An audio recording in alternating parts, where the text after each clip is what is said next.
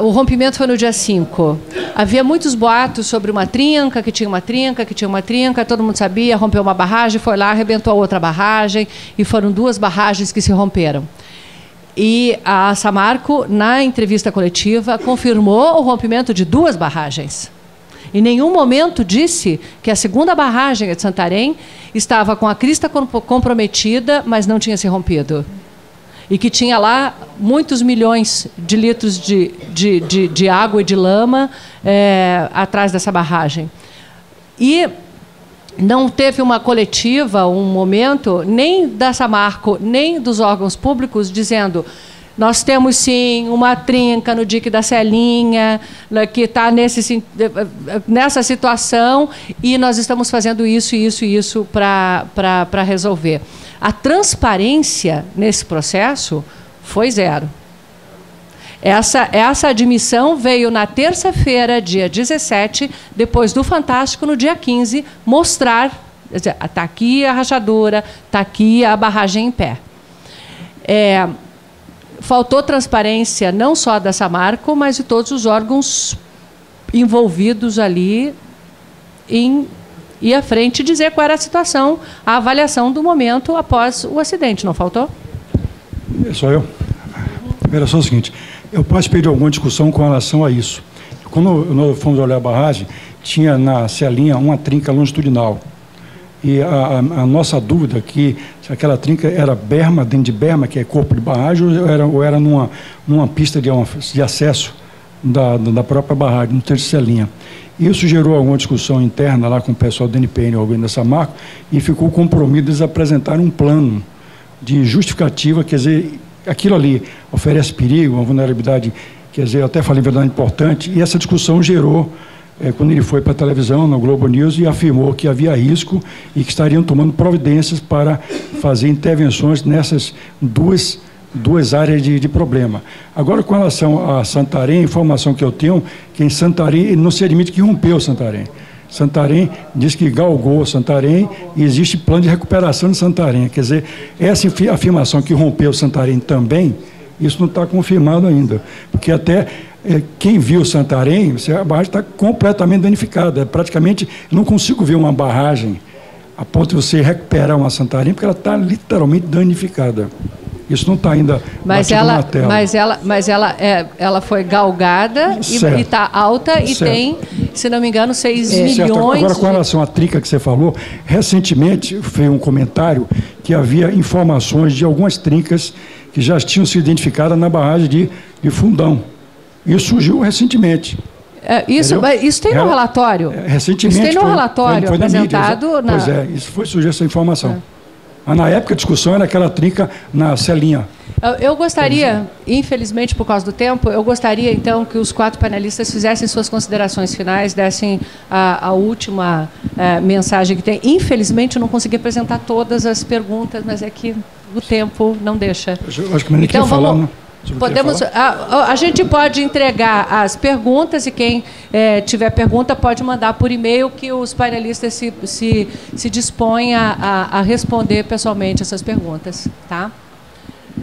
Vamos começar, então, pela... Já tem microfone. Bom, eu quero mais uma vez agradecer, né, a oportunidade de estar aqui e participar aí desse debate. Eu acho que realmente tinha que ter sido um evento de dia inteiro, né, para a gente poder ter tempo eu queria ter ouvido muito mais, né, aqui os debatedores aqui, sobre cada um na sua especialidade, né, sobre essa questão, obviamente, está muito o que aprender, mas, de toda forma, eu acho que o evento cumpre a sua função de levantar o tema, trazer essa discussão, mostrar, né, como isso interessa a tantos aqui, e dizer que, infelizmente, que a minha expectativa é que um acidente, um evento, um desastre como esse, ele acabe nos levando a um patamar melhor, né, de segurança, de desenvolvimento de tecnologia. Falou-se aqui, por exemplo, nessa questão da mineração, da separação a seco do rejeito.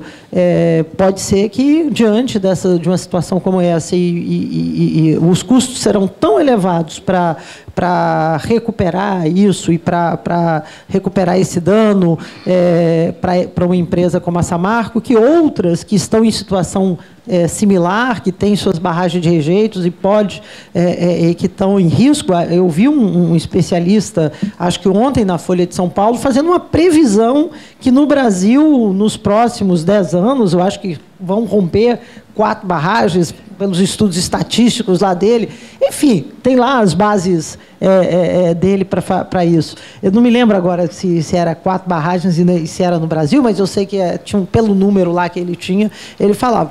Então, pode ser que isso induza uma mudança tecnológica, em que nós tenhamos uma solução que seja não só do ponto de vista da segurança melhor, mas ambientalmente melhor, porque realmente este caso, menos mal, se é que se pode dizer que alguma coisa ali foi menos mal, mas nós estamos tendo que lidar com a barragem de rejeito de mineração de ferro. Se nós tivéssemos que lidar com um rompimento de uma barragem de outros minerais que temos por aí, aí é que teria sido um desastre muito, muito mais grave do que esse, né? Com rejeitos aí, com presença de metal pesado, de outros componentes extremamente tóxicos, e que a gente não vislumbraria, eu diria, nem no médio prazo, nem no longo prazo, a possibilidade de recuperação de um rio tão importante, né, para uma população tão grande como é o caso do Rio Doce.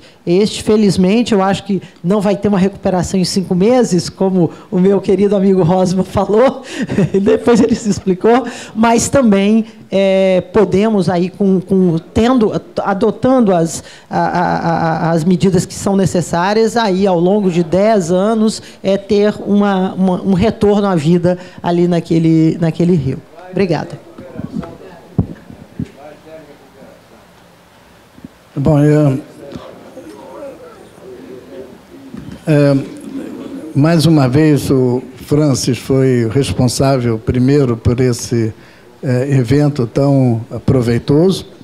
Eu queria realçar umas palavras da Marilene, que ela fala que esses acidentes podem trazer um desenvolvimento na segurança das futuras barragens e das atuais que estão em funcionamento, e isso coincide com o que eu falei. Portanto, eu fico muito gratificado com isso, porque, ao mostrar os mais representativos acidentes, depois deles, a legislação e o desenvolvimento da tecnologia, a difusão dos critérios de projeto e construção evoluíram muito. De modo que vamos esperar que esse também grande acidente da barragem da Samarco venha trazer pelo menos essa contribuição.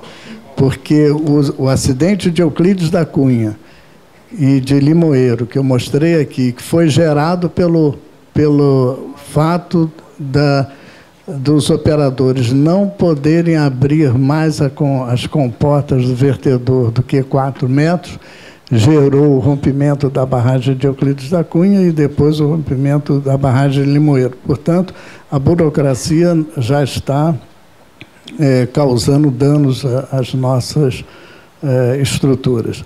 E a lei de segurança de barragens levou cerca de 30 anos para ser finalmente assinada em 2010. Eu agradeço, então, a todos a paciência de me ouvir.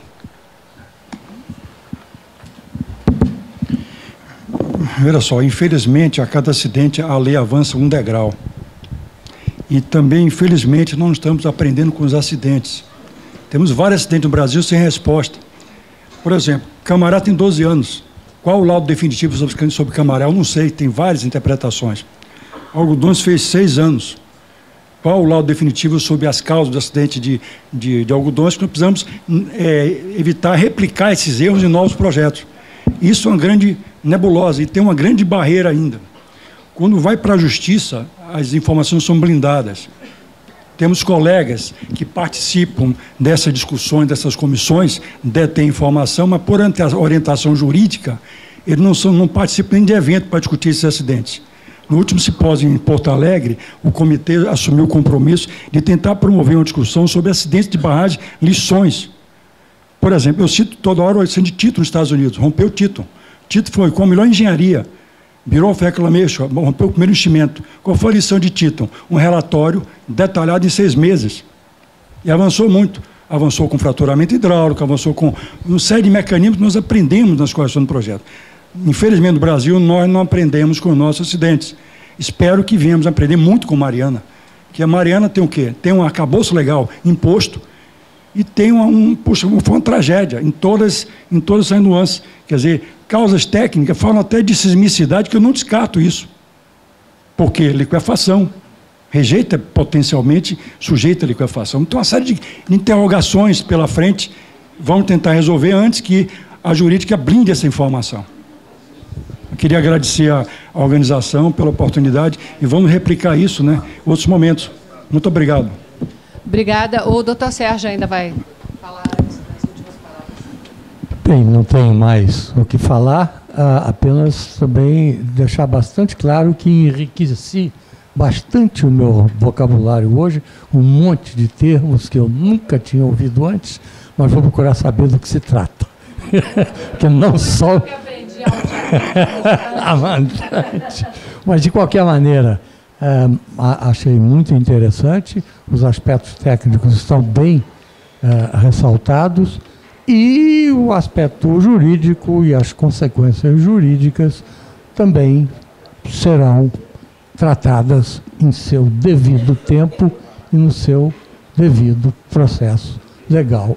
Eu não tenho dúvida, e aí também deve-se aprender bastante, não só em relação à parte técnica, como também à parte jurídica, de como tratar efetivamente de alguma coisa que aconteceu, que era absolutamente imprevista e que teve consequências catastróficas. Agradeço ter estado aqui e boa noite. Professor Sayão? Bem, eu vou ser bem breve, porque nós ainda temos a palestra de encerramento com o engenheiro Joaquim Pimenta, que vai falar da ruptura das barragens de rejeitos, então temos todos que ser breves para poder aproveitar a palestra. Eu queria registrar que nós temos aqui mais de 100 pessoas no auditório, além de dezenas de pessoas acompanhando pela web. Já soube até que está havendo problemas de acesso com lentidão por causa do número de pessoas que estão acompanhando. Então, com isso, é uma grande satisfação ver que o nosso evento é um evento histórico, voltou a encher o Clube de Engenharia para um tema também que é super atual. Mas o mais importante de tudo foi ver, Sônia, me desculpe, mas a primeira vez que nós falamos, você me perguntou sobre as barragens, mas mencionou barreiras.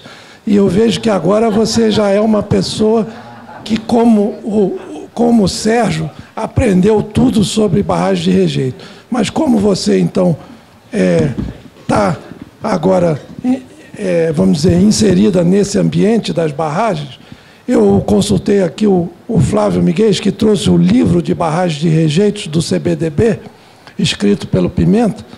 Eu consultei se poderia oferecer a você em agradecimento pela sua participação. Ele falou que sim. Então, o Flávio, eu tenho autorização do comitê para depois enviar um outro livro para repor ao Flávio. E a Marilene também vai receber um. O problema é que a Marilene já pegou o livro. Não. Eu estou mais perto no Rio para pegar outro do professor Sayão. Você leva tá bom. Bem, vai ser útil para você. Olha, só para encerrar, queria registrar que nessa grande audiência que nós temos aqui, tivemos o privilégio de contar com dois colegas que vieram de Brasília, além da Marilene, que está sediada lá agora, mas é carioca. E dois colegas vieram de Brasília especificamente para esse evento, um de São Paulo e um de Santa Catarina, Joinville. Estão aí presentes. Eu cheguei a fazer uma lista aqui, mas não posso citar os nomes, porque vou omitir alguns e seria injusto, né? Então, agradeço novamente ao Clube de Engenharia por hospedar esse evento, em particular ao presidente Pedro Celestino e ao Jorge Rios, que também participou da ideia de fazer esse evento em torno da palestra de Joaquim Pimenta. E agora eu vou ter que convidar os meus colegas de mesa para tomar assento ali naquelas cadeiras laterais e ceder espaço aqui para o Jorge Rios fazer a apresentação do palestrante. Então, para terminar, eu peço a todos uma grande salva de palmas para os apresentadores. Obrigado.